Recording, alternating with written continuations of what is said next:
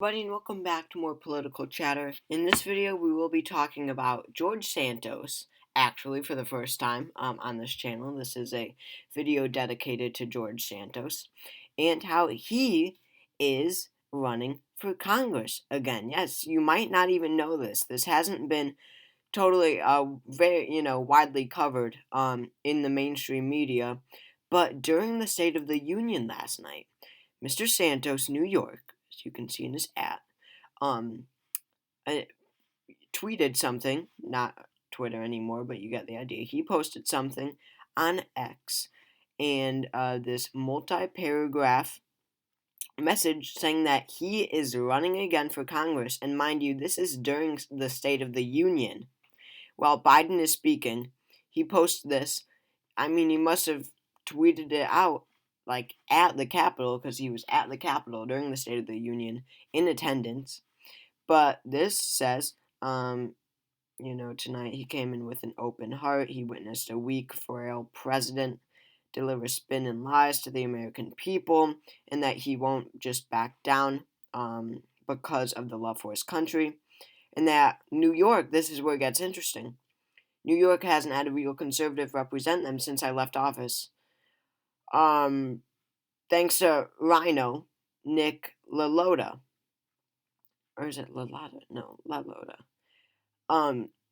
Who represents New York's 1st congressional district, as you can see here.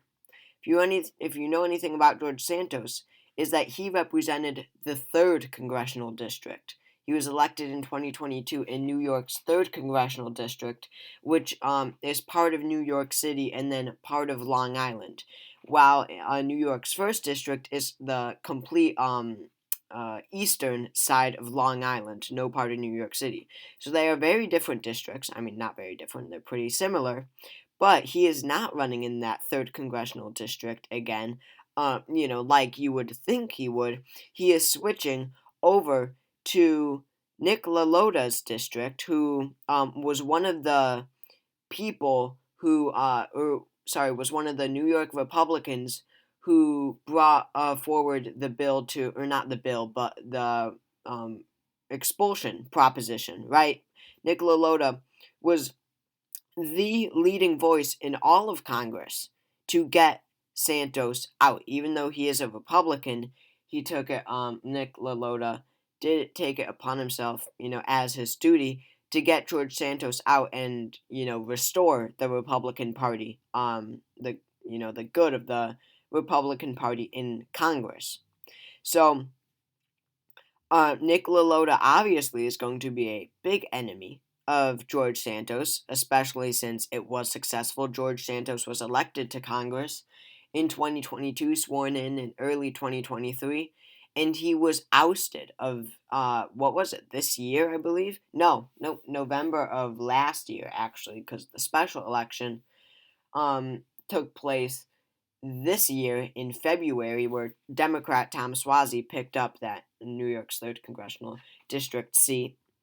So, Nick LaLota was successful, so obviously there's going to be, naturally there's going to be a rivalry between Santos and Nick LaLota, and Santos clearly wants payback. He wants to get Nick LaLota back.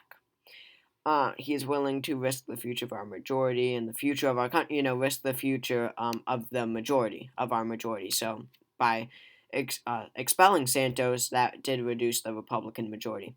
And after a lot of prayer with conversation with my friends and my family, I've made a very important decision that will shake things up. Tonight I want to announce that I will be returning to the arena of politics and challenging Nick LaLota for the battle over New York's 1st congressional district. I look forward to debating him. That would be interesting. The fight for the majority is imperative for the survival of the country. God bless you all. And we are off to the races. And of course, George Santos, of course, he's going to get community noted on his announcement tweet. So, yes, he said it. He is challenging Nick LaLota in the Republican primary for New York's 1st congressional district. So I gotta be honest, I don't really know where he's going with this. We have this 1st congressional district.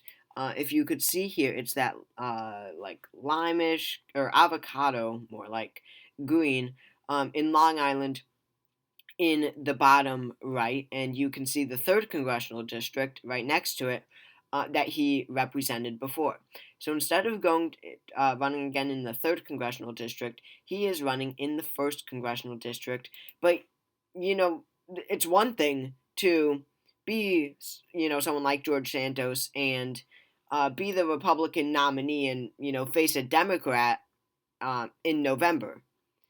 But it's another thing to challenge the incumbent Republican representing the seat first, and then you have to face off, a popular incumbent, I might add. Nicola Lota won by a lot last year, 2 years ago. And not only that, once you get to the general election, you're going to be facing off against John Avlon, who's a very well funded, popular CNN anchor, not anchor, but reporter, and also affiliated with No Labels, who really has a war chest of money, and really who's a very good candidate. And Nicola Lota should honestly be kind of afraid of that. But Santos would have to first primary Nicola Lota, which is impossible, almost impossible by itself. Being Santos being George Santos or Anthony DeVolder. But then he would have to face off against John Avlon, which is even more unlikely, potentially, than beating Nicola Lota, considering how good of a candidate John Avlon would be. So, this is unserious. I will just say it now. Take this video with a grain of salt.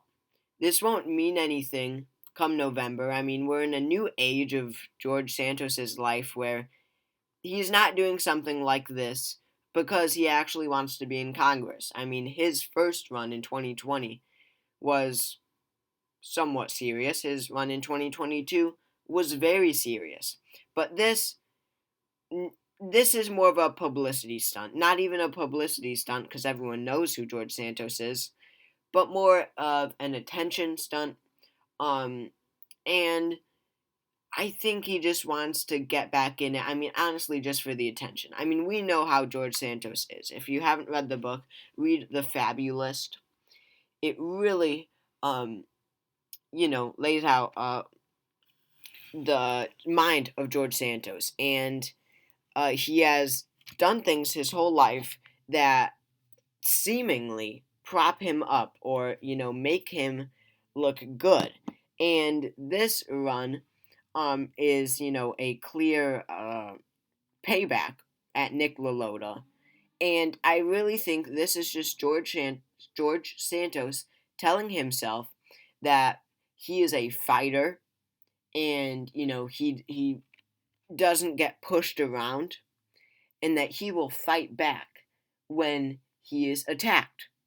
I think that this is him telling himself that, and I think that this is him trying to show the world that, because, his whole life has just been him showing, in most cases, a false reality, but when you look deeper in his life, it's a false reality that he wanted so bad in life. If you read the book, I mean, time and time again, he just lies about everything, and it's all things that he wishes he had a life in. He wishes he was so, very wealthy, like he lied about. He wishes he went to a good college, like he lied about. He wish he had that type of life, that type of, powerful, wealthy, upper class, important kind of life. So this is just yet another, sort of mindset, I guess you could say, that George Santos has, that he wants to show the world. He wants to show the world that he is not a fighter and that he doesn't just get pushed around. So he is obviously not going to win. No one, he won't have any money. No one is going to donate to George Santos. No, very few people will probably vote for him. Nicola Lota probably won't even debate him.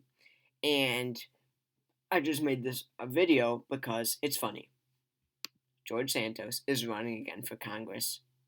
And, the attention stunt thing, I just want to add, he posted it during State of the Union. I mean, it doesn't get much funnier than that. But he is serious. I mean, his website, I don't know if his website is put back up or if it has just remained up ever since his 2022 campaign.